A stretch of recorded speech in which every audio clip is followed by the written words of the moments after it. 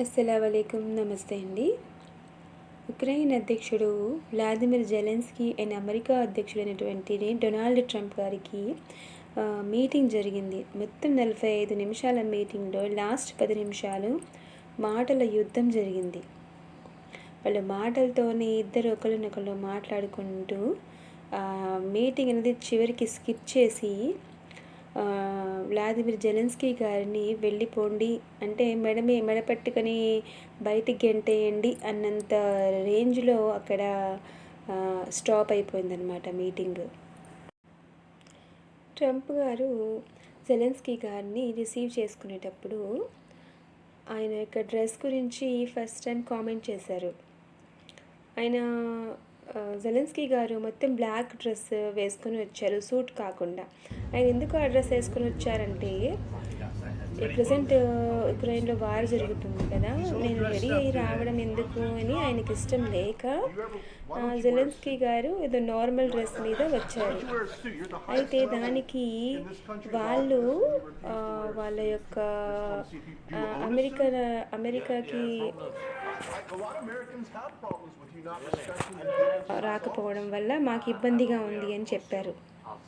So దానికి ఆయన ఏం సమాధానం చెప్పారంటే, మాకు వార్ జరుగుతుంది, సో ఈ వార్ తర్వాత నేను సూట్ వేసుకొని అప్పుడు నేను రెడీ అవుతాను, సో వార్ జరుగుతుంది కాబట్టి నాకు ఇష్టం లేదు వేసుకోవడం అని చెప్తారు. ఇక్కడ ఎందుకండి డ్రెస్అప్ గురించి మాట్లాడాల్సిన అవసరం ఏమొచ్చింది వాళ్ళకి?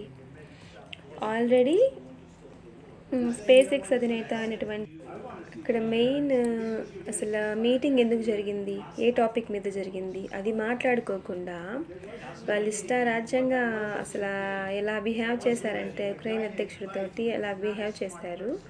అలాగే ఆయన కూడా కొంచెం మాట తీరు అనేది సరిగ్గా మాట్లాడలేదని చెప్పాలి. అయితే ట్రంప్ గారు మెయిన్ రీజన్ ఏంటంటే యుద్ధాన్ని ఆపేయండి, వెంటనే సీజ్ ఫైర్ చేయండి అని చెప్తున్నారు. బట్ ఈయన మాత్రం వ్లాదిమిర్ జెలెన్స్కీ మాత్రం మేము యుద్ధాన్ని ఆపము, ఎటువంటి పరిస్థితుల్లో మాకు ఇష్టం లేదు యుద్ధాన్ని ఆపడం అని చెప్తున్నారు.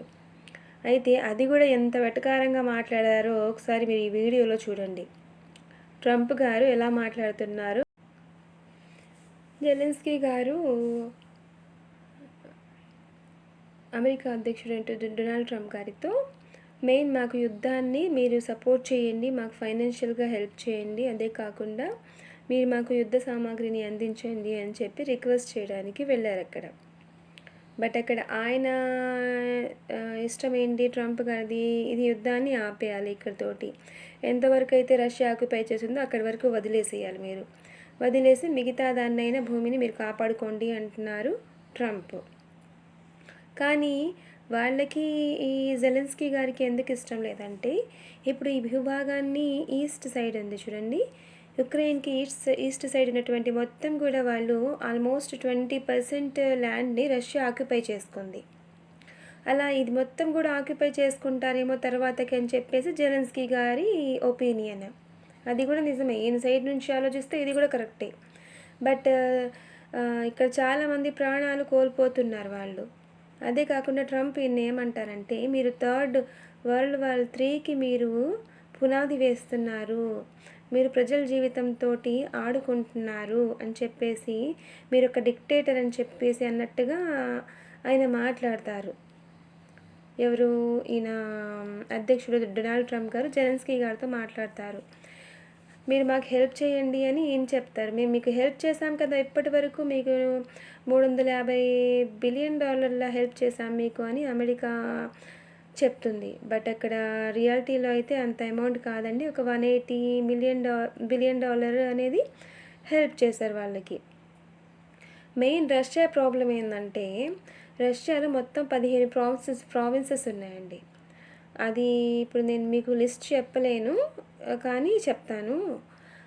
Estonia, Latvia, Lithuania, Russia, Ukraine, Moldova, Azerbaijan, Armenia, Georgia, Belarus, Turkmenia, Tajikistan, Kazakhstan, Kyrgyzstan, Uzbekistan, ఇవన్నీ 15 ప్రావిన్సెస్ మొత్తం కూడా రష్యా కిందకి వస్తాయన్నమాట. అంటే యుఎస్ఎస్ఆర్ అంటారు దీన్ని, యూనియన్ ఆఫ్ సోషల్ సోవియట్ రిపబ్లిక్గా పిలుస్తారు. అయితే 1990లో ఉక్రెయిన్ ఇండిపెండెన్స్గా ప్రకటించుకుంది.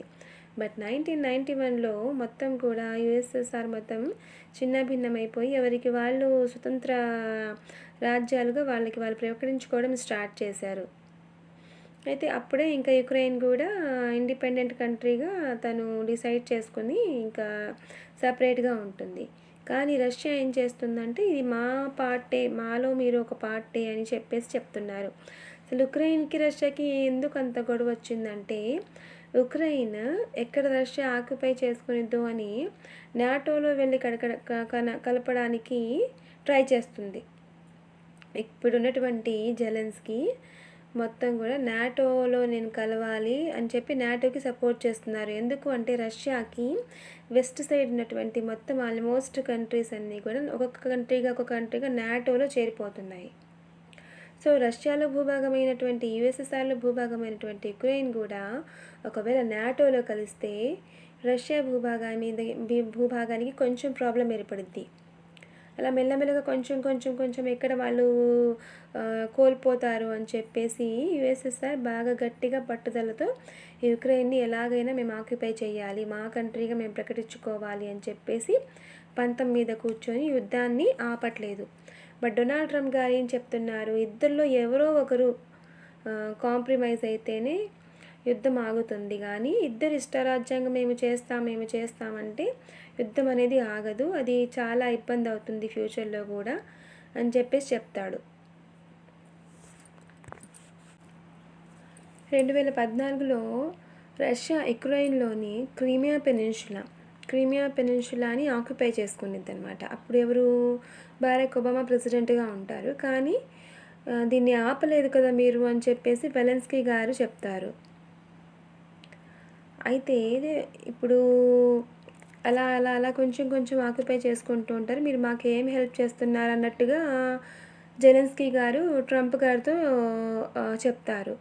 బట్ మేము హెల్ప్ చేయకుండానే మీరు ఈ యుద్ధాన్ని అయితే మీరు గెలవలేరు, మేము హెల్ప్ చేశాం కాబట్టి మీరు ఇప్పటికీ నిలబడుతున్నారు, ఈ మొత్తం కూడా మీరు ఇలా ఉన్నారంటే దానికి కారణం మేము మీకు హెల్ప్ చేయడం వల్లనే మీరు ఇప్పటికీ స్టాండప్ అయి ఉన్నారని చెప్పేసి చెప్తారు. అది కూడా నిజమే.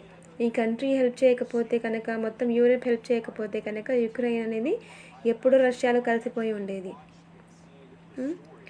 అయితే డొనాల్డ్ ట్రంప్ ఒక్కటే చెప్తున్నాడండి ఇక్కడ, మీరు ఎలాగైనా సీజ్ ఫైర్ చేయాలి, వెంటనే యుద్ధాన్ని